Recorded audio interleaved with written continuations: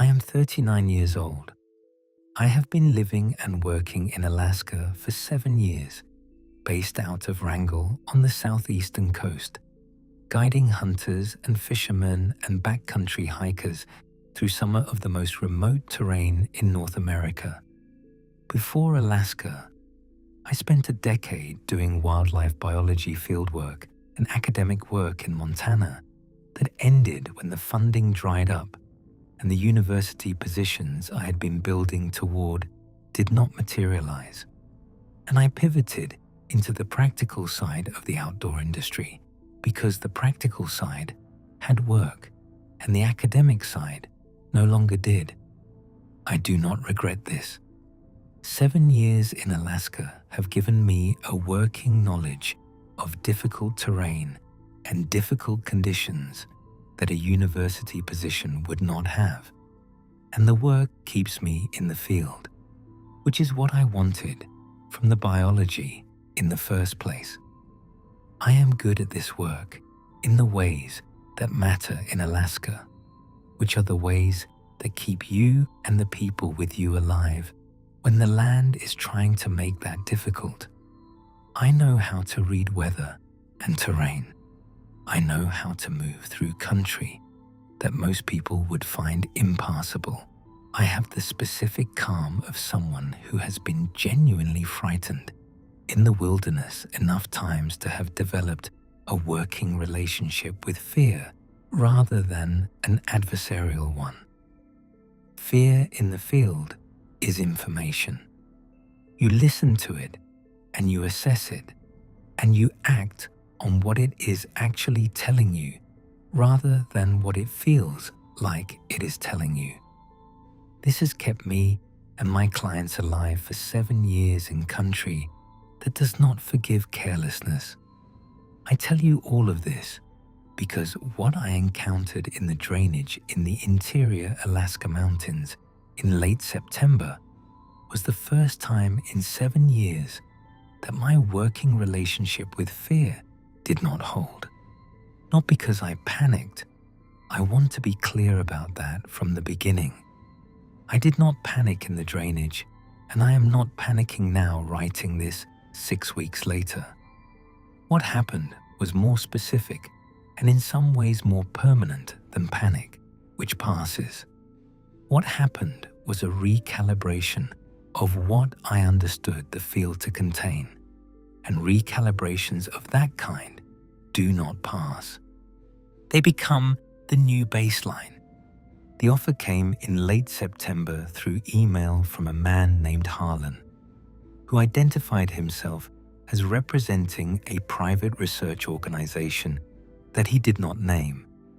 He said his organization had been conducting research in a specific area of the interior Alaska wilderness, roughly 200 miles north of Wrangell, in a stretch of the coastal mountains that I knew by reputation as some of the most demanding terrain in the state, and that they were looking for an experienced guide willing to go into a defined area over the course of a single night and report on what he found. Report, not photograph, not capture, not manage. Report. The fee he offered was more than I made in a good 2-month guiding season. I asked several questions by email. He answered some of them and redirected others with the smooth precision of someone practiced at giving partial information in complete-sounding sentences. He said the area had unusual wildlife activity that the organization wanted documented by an experienced outdoorsman who could accurately assess what he was seeing. He said the operation was one night. He said I would be accompanied by a man named Lyle, who worked directly for the organization. He said the work was entirely legal and that no taking of any animal was required. I took the job because the fee was the fee and because 7 years in Alaska had made me confident about managing whatever the field presented. I have been thinking about that confidence Since September, I flew into a small interior airstrip on a clear September afternoon and met Harlan and Lyle for the first time.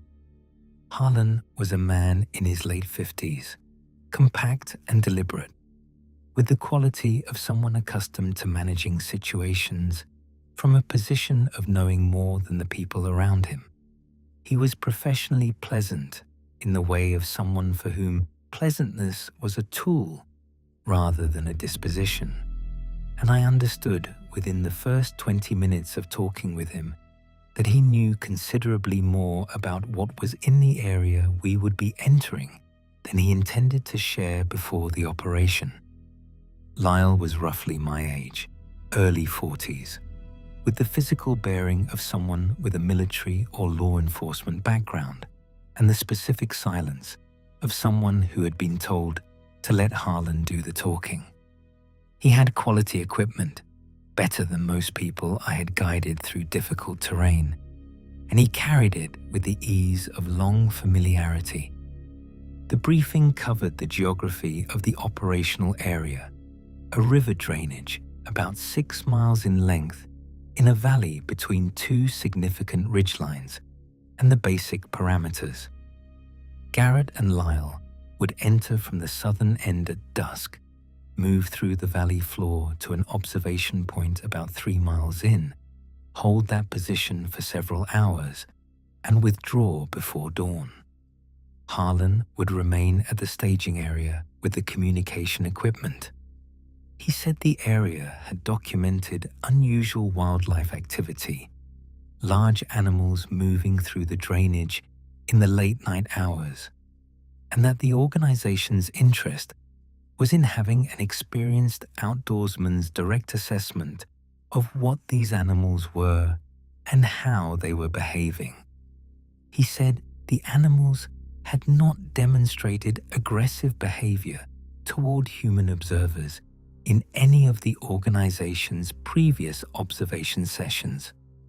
I asked how many previous observation sessions there had been. He said the area had been monitored intermittently for about 3 years. I asked why, given 3 years of monitoring, his organization still needed an outside guide to assess the animals, rather than having reached their own conclusions. He said the organization's previous observers had experienced difficulty maintaining objective assessment of what they were seeing. I asked what that meant. He said it meant the area produced a significant stress response in some individuals, and that they believed an experienced outdoorsman accustomed to managing his own responses would provide more reliable observations. I thought about that answer for the rest of the afternoon. I thought about it while Lyle and I checked equipment, and I thought about it while the light changed over the airstrip and the mountains went dark against the September sky. Difficulty maintaining objective assessment was a careful phrase. It describes something without naming it, the way certain official language described things without naming them. And the care in the phrasing told me that Harlan had thought about exactly how to say it. I went anyway. The fee was the fee, 7 years.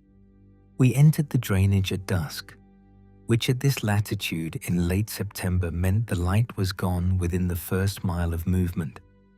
I was operating on a headlamp, and my knowledge of how to move through difficult terrain in the dark, which is something you develop in this country, or you develop serious problems. Lyle moved behind me with the quiet efficiency of someone who had done night work before.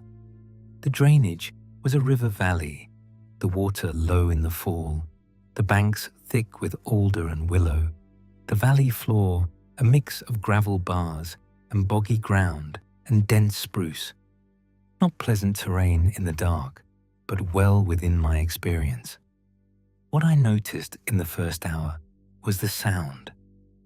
Alaska wilderness in the fall has a specific quality of sound that I know the way. I know my own breathing, the active background of a large functional ecosystem going about its business. Calls and water movement and wind in the spruce tops and the constant small evidence of a landscape that is thoroughly occupied and going about the business of occupying itself. I have been operating against this background for 7 years, and it is as much a part of my field awareness as the ground under my feet. The drainage was quiet in a way that Alaska wilderness is not quiet in the fall. Not the quiet of a place where nothing lived.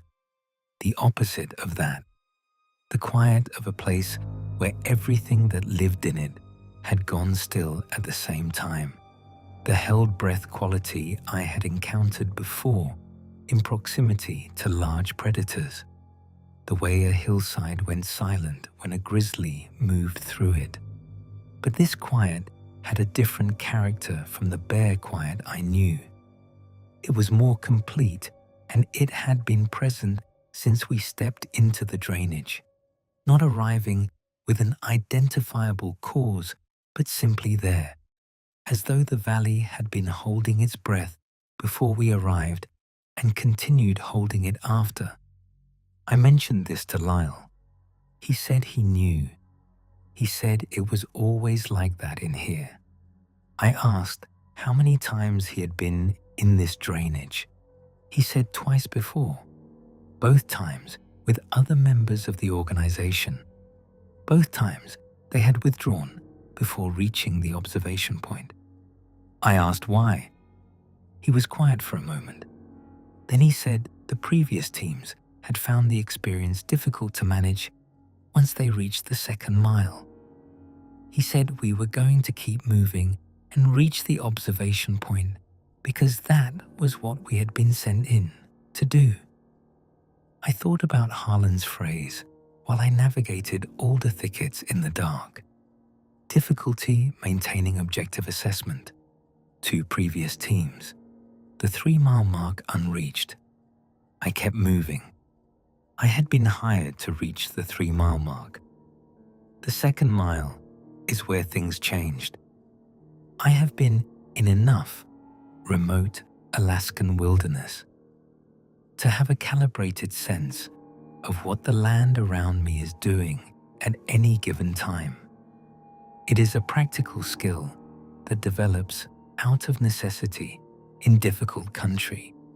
The continuous low-level processing of environmental information that tells you what the terrain is doing and what it is likely to do next.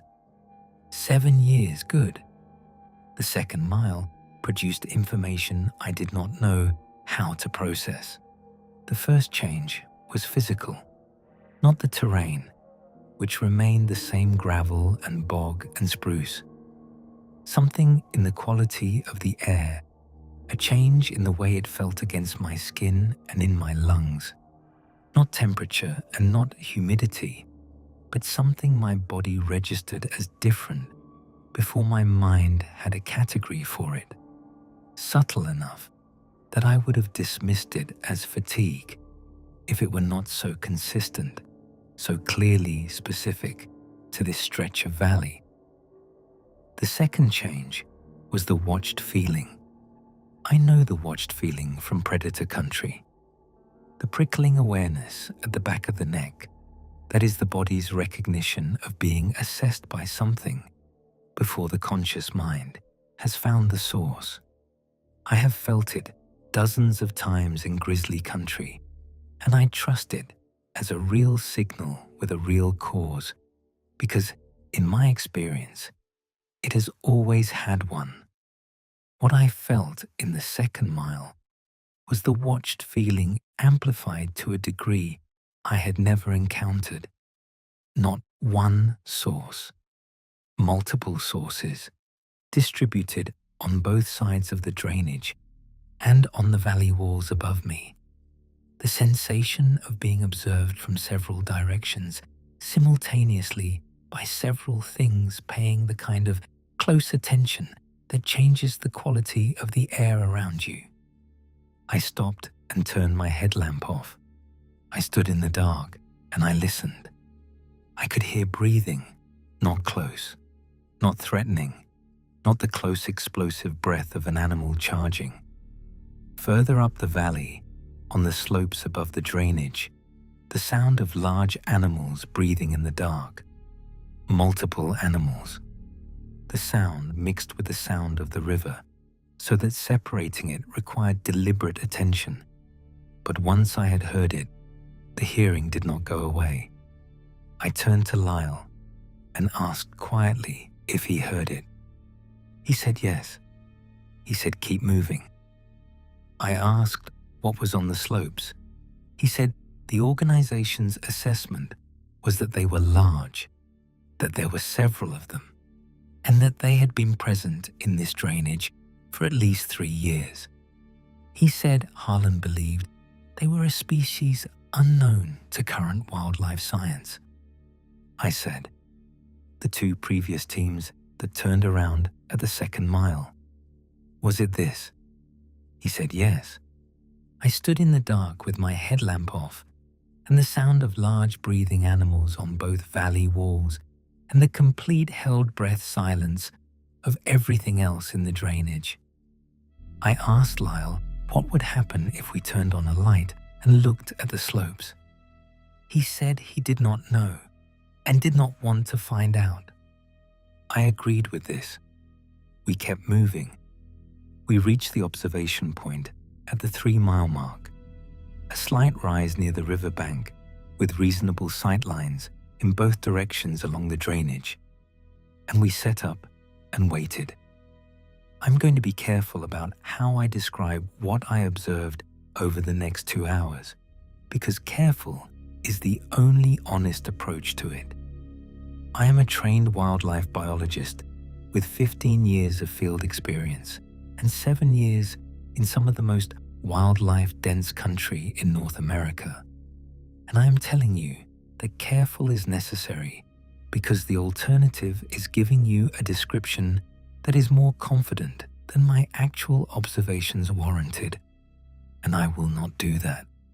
I did not use my headlamp, no light of any kind.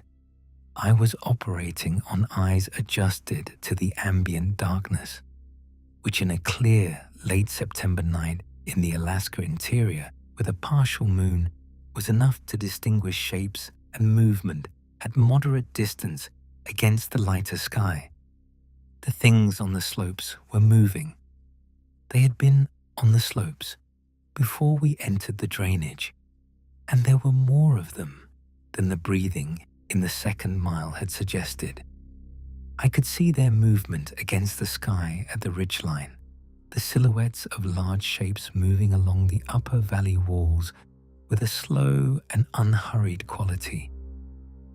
The shapes were wrong in the way that silhouettes of known animals are not wrong. Not wrong in a monstrous or dramatic way. Wrong in the specific way of a thing that your pattern recognition, trained by 15 years of wildlife biology and 7 years of Alaskan fieldwork and every category you have accumulated in a professional lifetime, lands on as outside the categories. I'm not going to describe them more precisely than that.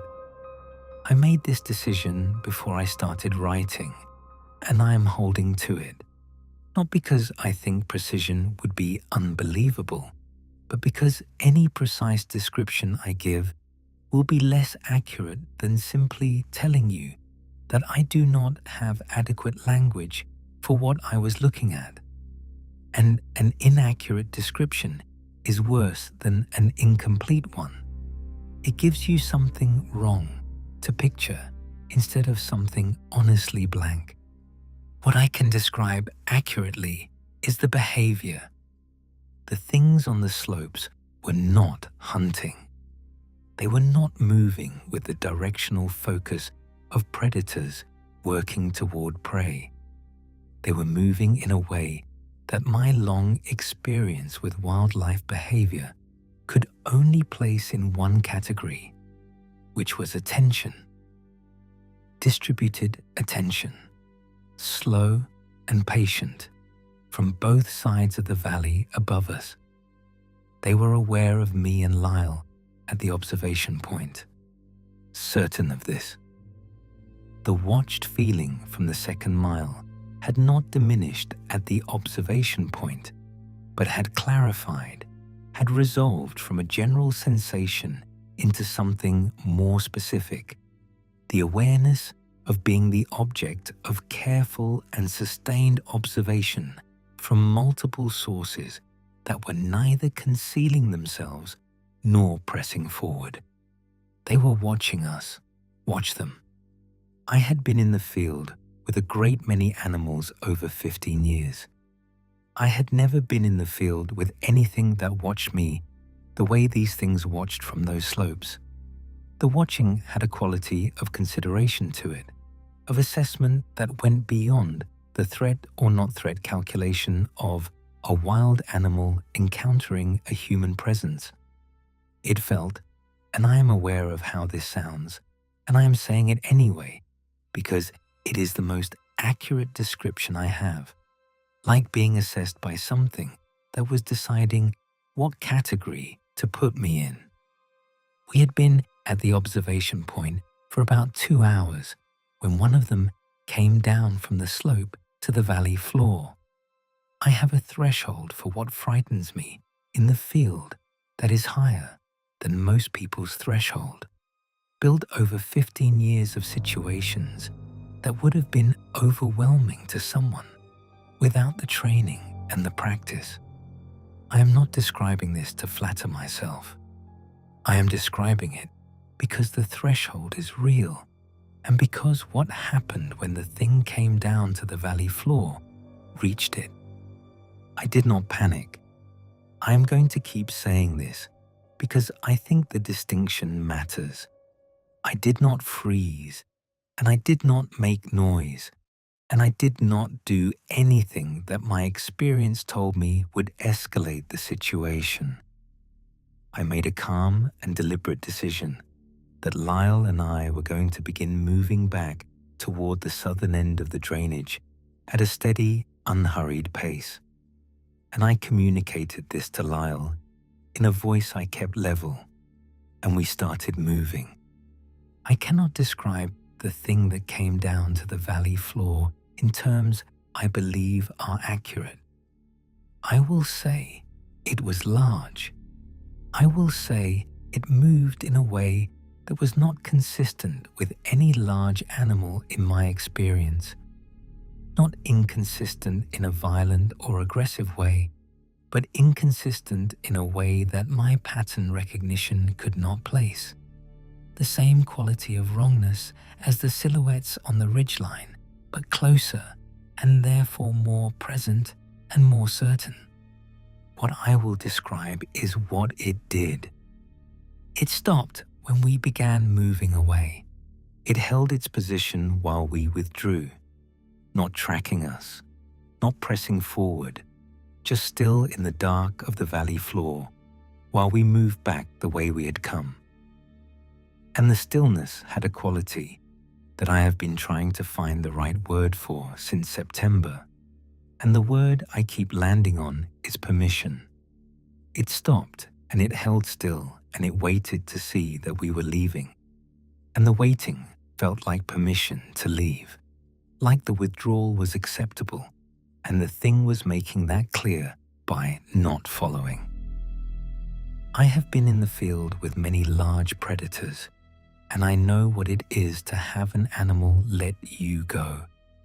This was not that.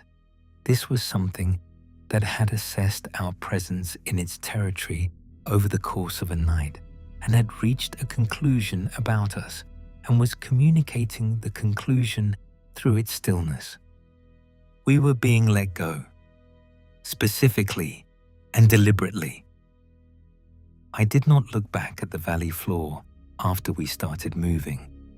I navigated the second mile and the first mile by memory and headlamp and the specific focus of someone who has decided that what is behind him is behind him, and that the job right now is the ground ahead.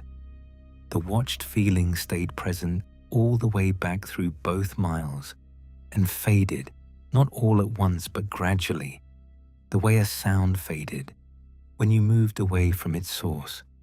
And when I saw Harlan's light at the staging area, I stopped walking for a moment and stood still and breathed. Lyle stood beside me and did the same. We did not say anything. I sat across from Harlan at the staging area and gave him the field report he had hired me to give. Plainly, and in the order things occurred. The held breath quiet from the moment we entered, and the breathing on the slopes, and the silhouettes moving along the ridgeline, and the thing that came to the valley floor, and the withdrawal. I gave it the way I would give a report to a state wildlife biologist, factually, and without interpretation beyond what my direct observation supported. Harlan listened to all of it without interrupting. He listened with the specific quality of someone hearing confirmation of what he already knew, rather than new information. And this quality told me something about the gap between what he knew going in and what he had told me in the briefing. When I finished, he asked 2 questions. He asked how many individuals I believed I had observed on the slopes. I said at least 7 or 8 distinct shapes on the upper valley walls, possibly more that I had not seen clearly. He wrote something down without commenting. He asked whether I believed the individuals I had observed were aware of my and Lyle's presence throughout the operation. I said yes. From the moment we entered the drainage, he wrote something else down. Then I asked my questions. I asked how long the organization had known the drainage contained these animals. He said approximately 3 years from first confirmed observation, but that the historical record for the area suggested the animals had been in the drainage for considerably longer than 3 years. I asked what the organization intended to do with the information from the night's operation. He said the organization was building an understanding of the animal's behavior and distribution to inform a management approach. I asked what the management approach would involve. He said that was above his level of authority to discuss. I asked if the management approach would involve anyone going back into the drainage. He said yes. He said the organization would continue operations in the area. I said I would not be part of those operations. I said it the way I said things I had already decided, flatly and without apology. And Harlan looked at me for a moment, with the expression of someone who had expected this response and had prepared for it. And then he nodded once and said he understood, and that the agreed fee would be paid in full. The fee was paid the following morning. I was on a plane back to Wrangell by noon. I have been back in Wrangell for 6 weeks now, and I have been thinking about the drainage with the methodical attention I give to things I need to understand before I can set them down. I have reached several conclusions. The first is about Harlan's phrase, difficulty maintaining objective assessment. I believe now it was the most honest thing he said in the entire briefing, and that what it described was not psychological weakness in the previous observers, but a rational response to an accurate perception. The 2 teams that turned around at the 2nd mile did not lose their nerve. Their assessment of what was in the drainage was correct, and the correct assessment produced a withdrawal response that was entirely appropriate to the situation. Harlan framed this as a failure of objectivity. I believe it was the opposite. I believe the previous teams understood exactly what was in the drainage and made the correct professional decision. The fact that they did not complete the operation does not reflect poorly on them. It reflects accurately on the drainage. The second conclusion is about why the organization wanted someone with my specific background, not because an experienced outdoorsman would be less affected than the previous observers, because an experienced outdoorsman would be able to accurately describe what affected him, to stay functional long enough to observe carefully, and then put the observations into field report language that Harlan could use. I was not hired to be braver than the previous teams. I was hired to be more articulate about what made them leave, and to stay until I had enough to be articulate about. Harlan got his report. I hope he knows what to do with it. The third conclusion is the one I have spent the most time with. I went into the operation understanding it as a wildlife observation job. I have 15 years of wildlife biology training and 7 years of Alaskan field experience, and I applied both to what I saw in the drainage, and what I came away with is this. The things on those slopes were aware of me as a specific individual, not as a human-shaped presence in their territory, not as a category of threat to be assessed and managed, as a specific individual whose presence they had been tracking since I entered the valley and whose intentions they had been evaluating throughout the night. The thing on the valley floor did not stop because I presented a threat it was not prepared to meet, or because I made myself appear larger, or because I did any of the things that field training taught me to do in a predator encounter. It stopped because it had finished assessing me and had reached a conclusion and was communicating the conclusion through its stillness. It let me leave. That choice was not automatic, and it was not inevitable, and it was made by something that understood enough about what I was and what I intended to make it deliberately. I am certain of this in the same way I am certain of the things I know best in this work, not because I can prove it, but because 15 years of reading animal behavior has given me a calibration I trust, and what my calibration told me about the thing on the valley floor is that it made a decision. I intend to respect that decision by not going back. I want to say a few things to close this account, and I want to say them directly.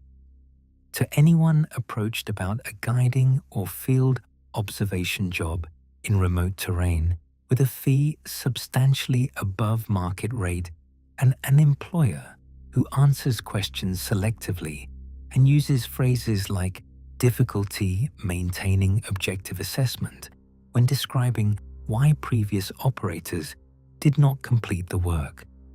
Ask what happened to the previous operators specifically. Ask for full information about what you will be observing and why your specific background is required for the observation. Ask what the intended outcome is and what the employer plans to do with the information you provide. Ask whether the management approach the employer describes is designed by people who have actually been in the field with what they are proposing to manage. The answers will tell you whether the employer understands what they are dealing with. In my assessment, Harlan's organization has been monitoring something for 3 years and does not yet understand it well enough to brief its contractors honestly. That gap between what they know and what they communicate is the most dangerous thing about their operation, more dangerous than the drainage itself, because the drainage is at least honest about what it contains. To anyone who is in the field in remote terrain and encounters the held breath quiet I described, the complete and specific silence of an environment that has gone still in a way that is different from any other kind of still you have experienced. Stop moving. Turn off your light. Listen before you do anything else. If you hear breathing on the slopes above you, begin your withdrawal at a calm and steady pace. Do not run. Do not turn on a light. Do not look for the source of the sound. Begin moving back the way you came and keep moving at a pace that communicates deliberateness rather than flight. Because I believe, based on what I observed in the drainage, that the things in places like that drainage are reading your behavior with a sophistication that distinguishes between those two things. Deliberate withdrawal is a communication. Panic is a different communication. Communicate the thing that got me and Lyle back to the staging area, which was a clear and calm decision to leave and a steady execution of that decision. They will let you go. I believe this because they let me go and because the two teams before me turned around at the second mile and presumably got out the same way, moving steadily back through the valley in the dark, while the slopes above them held still and waited to see the withdrawal completed. The things in that drainage have been there for a long time, longer than 3 years of organizational monitoring. The historical record Harlan mentioned, the suggestion that they had been in that valley for considerably longer, matched what the layering of evidence in the valley itself told me about a landscape that had been occupied for a very long time by something that was not new to being there. They have been letting people leave for a long time. I intend to remain the kind of visitor they let leave. I did not submit a formal report to Harlan beyond what I told him at the staging area.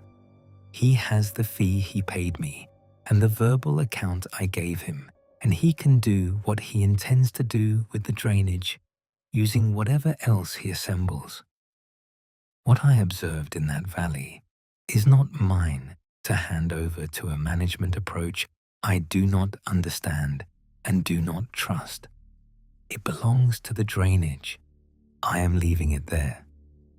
The title of this account uses the word monsters, and I want to address that directly because I chose it deliberately and because choosing it required me to work through something about my own professional vocabulary. I would have said unknown species before September, anomalous wildlife, unclassified large animals. I would have used the language of my biology training to maintain a distance from the subject that the training taught me was objectivity, and that I now understand was a kind of protection that the subject in this case did not require, and I no longer need to provide. The word monsters is what people reach for when they encounter something outside the categories, and the things in that drainage are outside every category I have, and using the careful language of a discipline that does not have a category for them would be a form of dishonesty that the situation does not deserve. They are outside the categories. They were there before the categories existed. They will be there after. I am back in Wrangell. The winter is coming in off the water, and the light is going short the way it does in southeastern Alaska as the season turns. I have clients booked for the spring and work to do and a life in this country that I am grateful for and intend to continue living. I'm not going back to the interior drainage. I'm not going to work for Harlan or anyone who describes what they want to show me the way Harlan described it. I am going to keep working the country I know in the specific, honest way of a guide who understands what his terrain contains and respects it accordingly. And I am going to carry what I learned in that valley as one more piece of the understanding of what Alaska actually holds, which is more than the categories have ever been adequate to describe. 7 years in this country, and I thought I knew the shape of what was in it. I know better now. The knowing is not comfortable. It is accurate. In the field, accurate is what matters.